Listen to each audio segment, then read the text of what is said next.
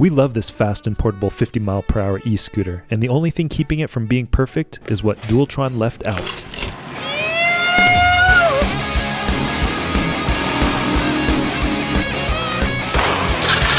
No rattling, no shaking. It sounded good. What's up guys, Jimmy Chang here with Andrew. Today we are checking out the Dualtron Victor.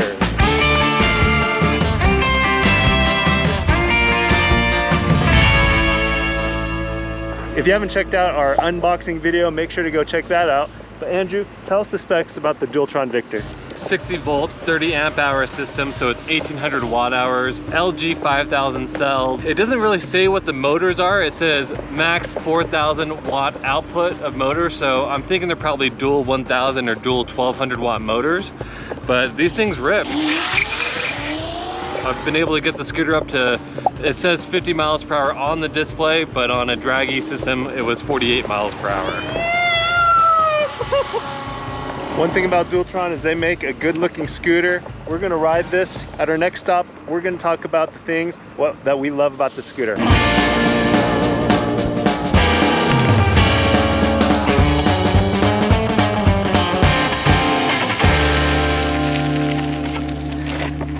All right, Andrew, tell us what you love about the Dualtron Victor.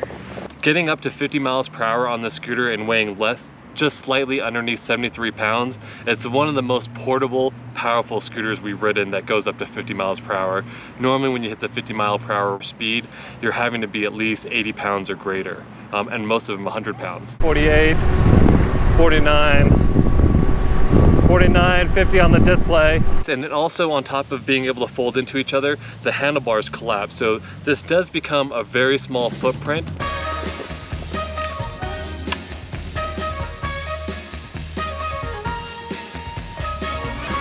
And the deck size is much smaller than what we've seen for 50 mile per hour scooters as well. So that's a plus and a minus in my book. Much better for portability, but still, I like a bigger deck when I'm riding fast and going 50 miles per hour. Dualtron build quality is really impressive. It's got much nicer bolts than what we've seen on like the Cabo scooters. They're little soft metal, so these are really high quality stainless steel bolts. Has the Mini Motors i3 display, one of the best displays out there. Really easy to see during the day and modulates really well.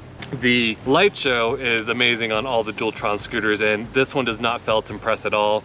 You have lights down the stem, lights down the neck. On the bottom, instead of having an LED strip that runs down the side projecting light, it has two big blue lights that project light on the ground, which looks pretty awesome. Just a different color glow than we've ever seen before in any other scooter. The tires as well are really nice. So the tires are 10-inch street tires, but they're starting to upgrade the street tires to this nicer, and this one is 2-watt tires. They're much better than your traditional 10-inch tires that we've seen in the past that are street tires. It's the same ones that you see on the VSET 10 Plus as well. Cable management is really nice. The last thing is how stable the scooter is at 50 miles per hour. Unfortunately, with the Dualtron Storm, it's a very fun scooter. It's faster than this off the line, but when you hit like 35 miles per hour, you kind of get the shimmies and shakes. With this scooter, I was going 47 miles per hour, 50 miles per hour on the display, and it felt rock solid. The Dualtron is the self-proclaimed dream of electric technology. Overall, this little scooter, fairly little scooter, packs a ton of power for the size. If you watched our unboxing and first impressions video on the Dualtron Victor, you'll remember that we talked about this scooter having 3 charging ports. Well, upon closer inspection, we looked at it, and these ports aren't all the same. We can charge through these ports here that have 3 pins, but this port here has 4 pins. Andrew, tell us what's going on. Yeah, so this is actually an auxiliary battery port, so you can actually run an extra battery, but the battery doesn't run in parallel, so that's what this switch is for. If you want to switch to the range extender battery, you just flip this switch and then it actually draws power from here. So imagine you want to go on a marathon ride and you need more range than this has. What you can do is you buy these separate battery packs that are sold. They have third-party ones. They also have Dualtron versions. You attach it to your scooter, and then what you do is you flip this switch and it'll start drawing current power from this third port, so you can keep going on your ride. We're gonna keep riding the Dualtron Victor. While we ride, we're gonna talk about the things that we don't like about this scooter. Let's keep going. Yeah.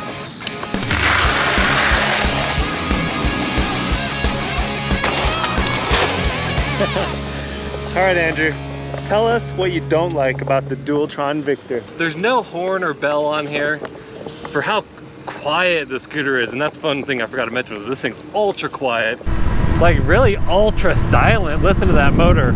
At 44 miles per hour, it's quiet. This thing definitely needs a bell or a horn to warn people. The motor cable goes to the axle nut, so it's really awkward. If you have to do any type of tire changes or anything like that, you can't use a socket to pull off the axle nuts. You actually have to use a wrench. It's a super clean looking motor cable line, but not the best for if you're trying to do tire changes or have to do any type of repair on the motors. The other thing is these handlebars are short. Big shout out to Ginger on Wheels. He makes me think about this every time with short handlebars. He says he almost feels like a baby T-Rex with those baby arms from like Toy Story, you know? So that's how I feel like when I'm riding the scooter. A little bit short on here. I do wish they were a little bit higher and wider handlebars. This has Zoom hydraulic brakes. It's better than not having hydraulic brakes, but I do prefer nut hydraulic brakes over Zoom hydraulic brakes just because they modulate a lot better. This thing has ultimate stopping power. There's no problem with stopping power, but it just feels like I'm gonna get launched off the front of it every time I go to stop, even if I'm leaning backwards.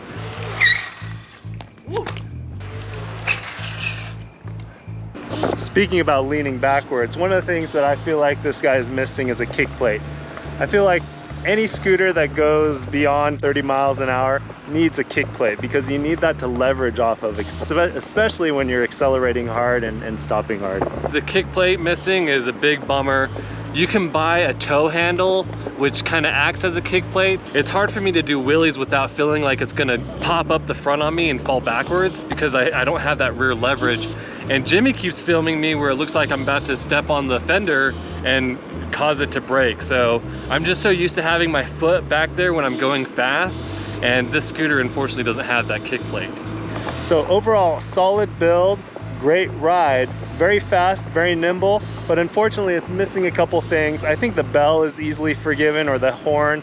You can add your own bell. But the kick plate, I mean, I kind of feel like scooters these days that go this fast need a kick plate. So the tires are fine, but the valve stems are so hard to get to with the traditional pump. You have to have either an extender or one of those electronic pumps that screws onto the head.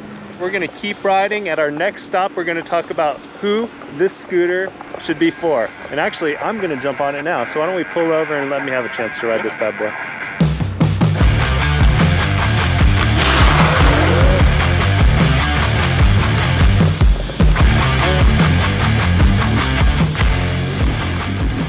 Yeah, something like this, I'd feel more safe if I had a kick plate to lean on, especially when accelerating. I had it on slow start before and Jimmy still thought it was a little bit jerky, but let's see what he thinks about it now.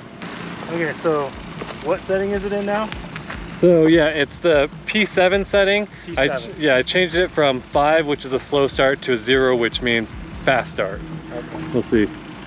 Okay, so I'm scared now. You're good. Did you feel a difference? Oh yeah, there's a big difference. And without a kick plate, it's like, make sure you're leaning forward. That's powerful, it's fun. It's more Andrew style though, not mine.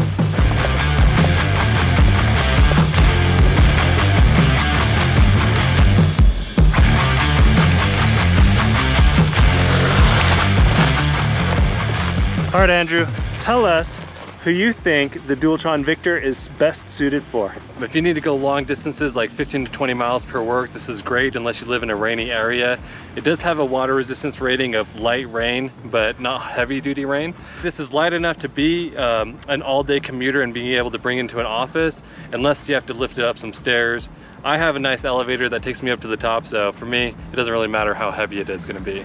Usually you either get power or you get nimble. It's rare to have the combination of the two, but you do get both with this. My critiques are mostly about things that can be replaced or fixed.